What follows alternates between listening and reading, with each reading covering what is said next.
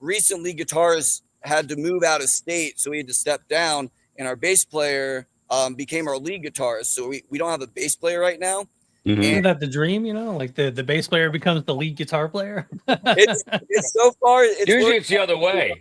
Right. Yeah. You've Yeah. been demoted to bass. Done. The David Ellefson Show. Featuring Grammy Award winner David Ellefson and respected metal journalist Joshua Toomey. Presented by EllefsonEmporium.com. Here's David and Joshua. Hey guys, how are you? How you guys doing? Welcome to Hey, the show. hey, it's good. How are you doing? Man, you guys, it reminds me of the Killing Is My Business tour. You guys are just out grinding and cranking away, man. I wish I could say we felt the same, but I appreciate it. Yeah. Well, welcome to the show. Meet my co-host here, Joshua Toomey. Hey, And Metal Maria, who's a friend of ours, been a friend of mine for decades now. We just had her on the show, and she asked if we could give you guys a little shout out and a little interview and check in and see where you guys are at, and so we're just checking something. It seems like a lot of your stuff has kind of been since COVID, right? You guys have gotten rocking. Is that right, or what's kind of the history? Yeah. Well, real quick, I just want to also give a thanks to Metal Maria from Adrenaline for helping us out. She's been really great. Super great person to work with. A lot of fun too. And yes, to answer your question, so the band itself started a long time ago, around 2008, back when I was still in high school, and we had like a little iteration. When you're younger, it's a little bit harder to keep a band together, keep going. People grow up, they lose interest, that sort of thing. So we did have a little bit of history back in the day. We put out some demos and an EP, but yes, our debut album actually came out after COVID. It was released September 27th or 23rd, 2023. So yeah, it took a while to get the first one out there, but they say never give up. So here we are. Yeah. Yeah, you guys are from Independence, Kentucky, man. Where is Independence at? Yeah, so it's like around Cincinnati. It's a little bit south of Cincinnati. Okay. We started in Cincinnati and we've kind of moved around and have some different members. So we're based in Independence. It's about 30 minutes south of Cincinnati, and we got members around Greater Cincinnati, Northern Kentucky, Middletown, kind of near Dayton. So we're a little bit spread out, but yeah, we're based in Independence. Yeah, I grew up in Independence. Yeah, and okay. I'm back there now, and then he was moving out of Cincinnati. I convinced him to move to Independence, showed him how great it was. I love this small town. Let's move there. Yeah, nice small town in the hills. Yeah, a lot of nature, so it's nice out there. Yeah. It's funny when you turn on Dreams and Numbers, the first thing you hear is it's almost kind of like some backwoods Kentucky music, and I'm not saying that in a bad way. I mean, I live in Southern Indiana, basically in Louisville, so I mean, I'm not too far from you guys. And cool. so you kind of turn it on, you get a little bit of that, like, the Appalachian sound, and then all of a sudden you're just kind of pummeled with some metal, and then some electronics come in. I mean, it's kind of all over the board. So just talk a little bit about the style of the band and kind of the different elements that kind of come into the band. Yeah, absolutely. So I do like to try to be, say, innovative and try different things. My main influences come from mostly melodic death metal. So Swedish bands mostly, right? Dark Goldie, Soilwork, Duskfall, that sort of thing. And then I'm also into a lot of the more metalcore, like breakdowns. I mean, who doesn't love a good break? Well, I guess a lot of people don't love breakdowns, but we like breakdowns. So we try to combine that. And when we write the song, we try to think of we get a good thing going and we're like, what's something cool that we could try? Like, let's think outside the box. What can we do? So the acoustic kind of just came it's the acoustic riff that you hear at the beginning of Dreams and Numbers is the same riff as the chorus, but it's at half speed. And I thought, that might be cool to open with something you think is going to be this song's going to be boring acoustic guitars, and then bam, bam, bam, and it just opens with a scream and just goes 100 miles an hour. So that's kind of the thought process of just thinking. We get the shell and think what can we add? Can we add synths? Would that work here? Would acoustic work here? Would pianos work here? On the new album, not to spoil too much, but we've got some Mongolian throat singing vocals in a song. We've got the Jews harp, the little thing that goes boing boing. Oh yeah, boing. my I can use this term loosely, but my papa used to play one of those, sitting on the back porch. So yeah, those things are awesome. Yeah. So we try to innovate and think like, what could work here? Sometimes it doesn't work, but we figure some things out that like, is everyone going to like this? Maybe not, but do we like it? Does it stand out? Does it fit with the song in our opinion? If it does, then we give it a shot. So yeah. And we all have eclectic taste. Like we don't just listen to metal. Yeah, I should So say that. Yeah. We're not afraid to incorporate some of our other like tastes into our music. Yeah. Yeah, that's very true. Nice. Yeah. So live, do you need to run tape? Do you need backing tracks for this stuff, or is it something you guys can just do on your own as the guys in the band? How does that work? Right. So right now, just because at the stage where we're at, we're not like, super huge with like big production and like crews and teams. So right now we have like a tablet, just like like a Galaxy tablet. And there's this app where you just have your backing tracks. So we have like a mixer that plugs into that, and it has, the click track and then the samples. So like anything keyboard, piano, bass drops, that sort of thing go out to the crowd. Of course, the dream is one day we have like a keyboardist doing all the piano stuff live. We're not there yet, but it's definitely on the to-do list. So yeah, we basically just try to keep our setup simple. Like a lot of bands use a laptop, but I've been to shows where, the laptop, like, I don't know, the battery dies, there's a notification, it dies, it gets dry. I mean, so we're like, what's the simplest thing that we can use? So we found this video online there of this band, they just use like their phone. And so we have backup cell phones with the tracks. We've got a tablet, so we try to be prepared. So far, I don't think we've really had any issues other than sometimes we'll plug the wrong red into the white, and we're like, we've got no backing tracks. Where is it? And it's like, oh, we plugged it in wrong. Or have an echo. Plugged it in backwards.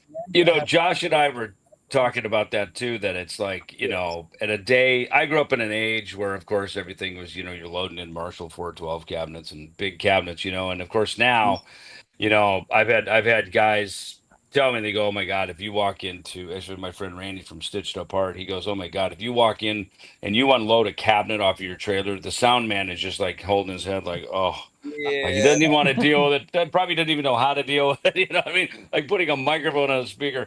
So, that's the only reason I asked that, because you live in an age, we live in an age where, having some accompaniment tracks, it's fine, right? Look, it's a performance, right? It's not, there was some old school kind of mentality. Oh, everybody's got to play it. It's like, why? It's a performance, right? That's what it is. So I'm perfectly fine with it. I mean, when I see bands, I don't necessarily want to go hear somebody do a needle drop or just hit play on a fucking CD. I'd rather hear the show. But it is that I think. The show is a different thing, to hear a great sounding performance and technology is perfectly acceptable in all of it. So I think it's perfectly fine myself. That's just my view on it. Just to be clear, when it comes to my guitar sound, I'm very old school. 51, 52 amp cab. I just have, my overdrive pedal and my, noise canceling pedal, and that's pretty much all I use live. My live guitar sound. Yeah. Yeah, and with the backing tracks too, we like you said, some people have that mentality, like no tracks, no nothing. A lot of bands I've seen have a lot of things backtrack. We try to do, like, if it's something that we can do live and that we do on the album, like physically when we're playing or vocals, we don't backtrack that. Like, for example, right now, our recent lead guitarist had to move out of state, so we had to step down, and our bass player became our lead guitarist. So we don't have a bass player right now. Isn't that the dream, like the bass player becomes the lead guitar player? it's so far. Usually it's the other way. Right. You've been demoted to bass. He's done drums, bass, lead guitar, jack of all trades, and he's even filled in for Alex on lead vocals. Yeah, he could play anything and everything. So it's going well. But yeah, to the point is that we've had people like, oh, just backtrack the bass guitars, and I was like, we could, and it might sound more full, but there's something about it that I'm like, I would rather like have nobody playing the bass, and it's like it doesn't sound, it's full live, but Right. it's also like I don't want people to think that if we're backtracking bass, maybe we're backtracking vocals or backtracking this or that. So Yeah. maybe I don't know, maybe we're not making the best decision, but we try to keep the backing tracks only to the things that we can't do ourselves. So Sure. yeah. Sure. But anyone to each their own for sure. Whatever you do on stage to get your performance out there and get people feeling it, go Yeah. for it. That's yeah. Now the tours you're doing, are you supporting other people? Are you is this all headlining stuff, or is it a combination, probably a bit of both, right? Yeah, so certain shows will headline because we're still kind of local to Cincinnati area.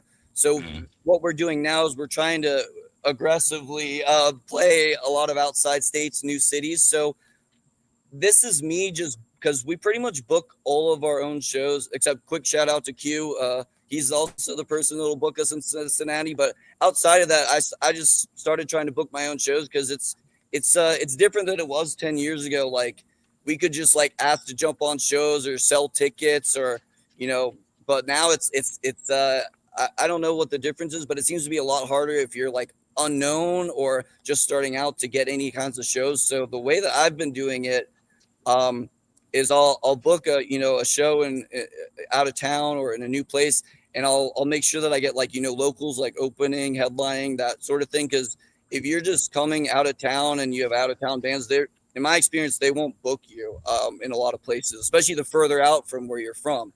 So the way I've been doing it is just trying to get some find some cool locals that I'm digging their sound, that sort of thing, and we'll usually try to play second to last, just so that I mean, I don't know if that's the best spot that we should be putting ourselves, but that's just kind of what we do. Is we usually like co-headlining or for the we did our first tour. It was a 5-day run last December where we partnered with our friends in Cold Vein and we kind of did like a co-headlining tour. So we would kind of Mhm. switch spots, outside in that. But yeah, we've been trying. I mean, I would love to do a headlining tour, but the reality is like even if you have great music and people are like your show, they still have to know who you are, and it's the only way to do that I feel is like you got to go who else is making a good name for themselves and who might be a similar sound, and you just kind of like build your network, build bands that are great to work with, come to different shows with, that sort of thing. So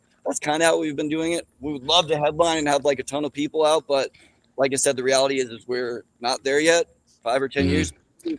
if it's longer, it's So longer. So let me ask you this. So you're doing, full DIY, which is awesome. And you're right. We used to call it the Hollywood headliner. You know what I mean? You play right before the other band, right? Sometimes it's the best place to be, right? Because you've got everybody in the room. So it's I think that's probably a good way to do it, rather than close, until you legitimately can have that headliner position. But how does social media work in your world? Does it help? Does it do anything? Are you doing like Facebook ads and all this kind of stuff? Does this, because I found even years ago, I remember when MySpace, I had this little band called F5, and you put it up like, here's our show, we're playing in Tucson or something, right? And people are like, oh, it's super great, all these likes, and and then it didn't sell tickets, it didn't do anything, you know what I mean? So it's like, just so how is that in your world, in your generation, and what you're doing? Does social media help get the word out? Does it connect to the box office, so to speak? How does that work in your world? Um, yeah, I will say it doesn't hurt. I will also say it doesn't help as much as you think it's going to. We kind of, Mm. assume like, oh, do a Instagram, Facebook ad, and people will see your stuff, and then they'll come to your show. But it doesn't really translate a lot. Sometimes there's just like, I, I don't know, maybe I'm pessimistic, but I feel like a lot of accounts that follow you are like not real people and they're just bots. I don't Hmm. know. Hmm. But I feel like, I will say though, there was a show that we did, I think a couple months ago in Cincinnati where I want to say we had like our first fan that we didn't know, that wasn't like a friend or someone that we already knew. We played the show, and afterwards he came up to us and he's just like, "Hey, I just want to say you guys are really great, and it was great seeing you." And I was like, "Oh, cool. Like, who'd you come out to see?" And he's like, "Oh, I came to see you." And I was like, "Oh, do you know one of the guys?" He's like, "No, I actually saw you guys on Instagram, and I listened to your music, and I was like, I got to come see you guys." I was like, all right, Yeah. maybe it does work, even if it's not 100 Yeah. people, like one person. So So let me ask you then. So look, because again, this is what I love about this episode here that we're talking about is, you guys are the DIY band, right? People ask me all the time, "Hey, my band's brand new," and I'm like, what do I know? I'm kind of disconnected from that. I mean, I have new bands and stuff, but I've got a history to build on. Josh plays in Primer 55. It's a legacy band, right? You guys are really doing it. I should just send all my emails over to you. I don't know. Ask Recurrence. How do you do this shit, right? Because you guys are really doing it. You're a young new band. You're out on the road. You're making it happen. You've got music out there, you've got records out, you've obviously work on social media, you're booking your own shows, you got another guy helping you. I mean, you're sort of grabbing all of the elements to make it work, right? So so let me ask you, what would you tell some new band who's trying to be Recurrence, who's trying to get out? Because look, let's face it, you're not a hometown hero till you're a hero somewhere else, right? So as you guys are playing Atlanta and moving around to some other places, you guys, my experience is if you can get out past your own zip code and play, that makes you more than a local band, right? So what would you tell somebody on the podcast if we get mail about this? What would you say? How do I get my band out there? What do I do? Recurrence, tell me, what do I do? 100% consistency. Yeah, I think I would agree. Like, you just got to be consistent. Keep posting, keep promoting. Even if no one's paying attention yet, keep doing it. Eventually they will. Yeah, just push. yeah, Get the word out is the best way possible. Don't get discouraged. Send messages to you. Don't just post out there into the aether and hope that it comes back. Send messages to people bands you've played with, bands that you've met, bands that you've gone to shows to see. Be personable and go one-to-one. A lot of it isn't just, put a post out there and hope that it connects. It's actually making a human connection with someone and then from there it'll spread. yeah. Social networking at its best. Yeah, I agree with that. And another important thing too that I say is, because you want to build a network, but you also want to be authentic. You don't want to just like work with a band just because they're big and popular and that sort of thing. You want to work with bands like, even if they're smaller, if you see that they're hard. I work with bands like if they have nobody coming to see them, but they're hardworking. I kind of admire that in a way, because I feel like they're really doing it for the right reason. So it is, the consistency, and also building not just a huge network and spamming people, but building a real network with, other hardworking bands, really connecting with your fans. Another thing that I kind of felt like maybe we shouldn't say this, but it seems to be a different age now, because, years ago, it was kind of the only way is that you would like hand out flyers outside of other metal shows, like physical printed flyers. And so we kind of knew that, because I mean, we're like, mid 30s. So that was still like going on. Every time we would leave a big show, there's, 10 guys just handing out flyers. So we were used to that. And I think a lot of the newer bands, not that any fault of their own, but that doesn't seem to be a thing. They're just post on social media and think that's the way to do it. So we will print out our flyers with, QR codes to our social media. I've even got like a Bluetooth speaker that I have playing our songs. So, we hand a flyer and they hear our songs, and if they like it, they can check us out. But I think we've actually made a lot of great connections from that physical element. And I mean, a lot of people, they'll ignore you, walk past you, take your flyer, throw it on the ground, but you ignore that because there's going to be one person that hears your song, becomes a fan, or becomes a drummer. We had to caveat. Yeah. So we had the hardest time finding a drummer. I don't know if Mellow Death isn't super big in the US or in Cincinnati, but we met him outside a Black Dahlia Murder show, which we're big fans of. And we were handing out our flyers, and he was like listening on the speakers, like, this is pretty good. And, so you want to speak on that? Like, yeah, I walked out and he was like, hey man, maybe you like this. Maybe you like my band. Check them out. I went ahead and listened to him. I'm like, you know what? That is pretty good. And he was like, we're looking for a drummer. Well, hey, I'm a drummer. And I'm only like 20. Do this. Yeah.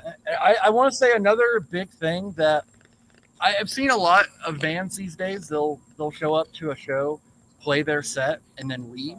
Yeah. I know a lot of these guys are driving far. You drive 4 hours. As soon as you're done playing, you want to get out of there. But you're missing a big part of the value of playing a show. Stay to the end. That's Network. another big thing I would recommend. Stay to the end, talk to the other bands, and network, because then you're getting your full value of that 4-hour drive. Yeah. You're gonna be, you're gonna get home late or early or whatever and be tired, but you're not getting the full value if you don't stay to the end and network, support the other bands that you're playing with. Yeah, it's a respect and professionalism thing that, when you're younger, maybe you don't see the benefit of that, or you got other stuff going on. But yeah, we always try to stay to the end and network. It just, ultimately, this is what we want to do, and we want to do everything we can to make it happen. So I feel like we're doing everything we can. If it's working so far, yeah, it is. But if there's something else we can be doing, I don't know that we've thought of it yet. So to be continued on that. But yeah, I'd say that's probably it. And also our buddy here, this was the bass player / drummer / vocalist that became our lead The guitar. jack of all trades guy. Yeah, saying that he became our guitar, so he just I'll play got something. here. Right, nice. Nice. So the new album Art of Survival out November 5th. Tons of special guests on this record, and I'm assuming you guys are talking about making connections and making networking and all this other stuff. But I mean, you got Bjorn from Soilwork, Peter ex Soilwork, former Meshuggah touring guitarist, Per Nilsson, and and so many other people on the record, man. So how did you guys go about getting so many special guests on the record? Yeah, so that's just kind of to piggyback off what we were saying earlier about it's the networking thing, but we make music not just because we enjoy it, but also we're really huge fans of the artists that influence us. And I mentioned I was influenced by Soilwork and all the melodic death metal, Scar Symmetry, and Soilwork's been one of my biggest influence, and I would probably credit Bjorn Streed to me wanting to maybe become a vocalist, because I remember the first time I heard them was I was like 13. It was on an Ozfest sampler CD, their song Rejection Roll, and I had never really heard anything like that, because I love new metal. That's what got me into that sort of thing. But the difference between bands like Korn or System of a Down versus Soilwork, not saying one's better or not than another, but at 13 I had never heard anything like melodic death metal, and so that's kind of what got me into that. And I'm at Ozfest. Assuming you guys probably know. Actually, I know you guys have probably played there a few times, right? Yeah. Yeah. I think both bands have been on Ozfest. Yeah. Yeah.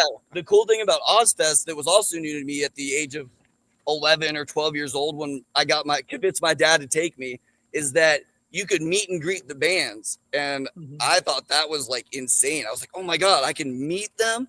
And I remember just getting to meet a lot of my favorite bands, and I was just a super excited kid and everything like that. But I just remember meeting the guys from Soilwork, and this was the 2005 Ozfest that had Soilwork, In Flames, and Haunted and Arch Enemy, I think. So it was all the Swedish bands that I was listening to at the time.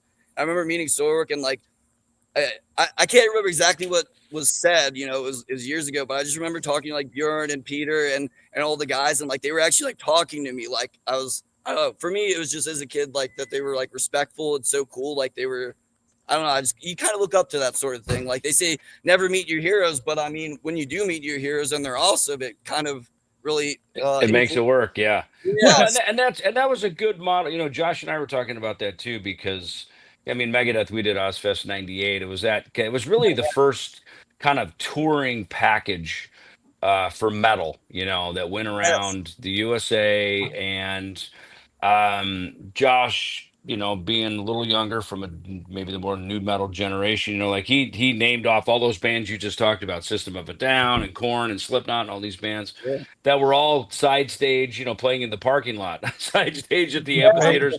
I worked for Peavey. I remember Slipknot was playing on we had the Jägermeister stage with Peavey. We put a big liner APA on there. And I remember going up in New Jersey at the PNC Center, seeing Slipknot. They were playing in the parking lot on the Peavey stage or something, right? And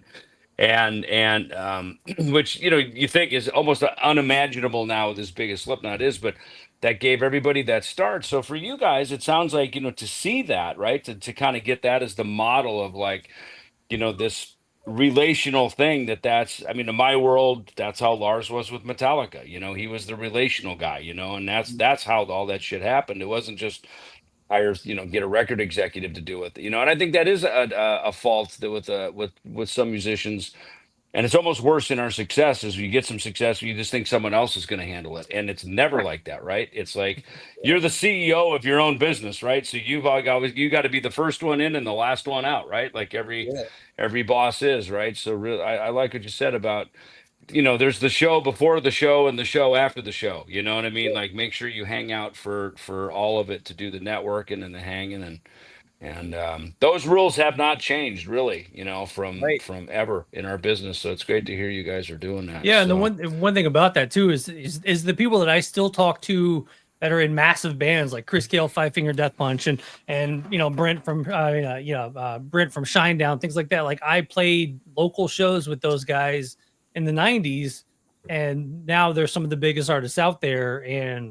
But we still have that. Dude, you remember playing that really shitty bar back in the day kind of stories that, now they're playing the massive arena dome, the mega dome arenas and stuff like that. But those are the connections that you'll have your whole life if you actually hang out and stick around and talk to everybody. And, and like I said, there are so many bands out there that I still talk to this day that we played those, crappy bars with back in the day. So Yeah. Yeah. Well, gentlemen, it was great having you on here. Yeah. Be safe out there on the road. And really thanks for just kind of sharing your philosophies and everything with us here on the show. This will be a super good episode and really appreciate it. We all start at the bottom. We all start at the same place. That's the one thing we all have in common, man. And I think, as I've met, people ahead of me, above me, whatever, it's musicians are musicians. It's what we do. And we all have that one thing in common, you know what I mean? And it's really great with that. So, just a quick shout out. Where can everybody find you? Is there like a recurrence.com place? Yeah, Where do you want to send everyone? Yeah, so we are www.recurrence.band, BAND, like a band, recurrence.band. We're very active on our Instagram. Our social media handle is @recurrence_die for most of them. We've got YouTube. If you subscribe, we're putting out a lot more music videos leading up to the album. We got a new single every month, including a video with Bjorn Street coming up in a couple weeks. We're releasing that. Spotify.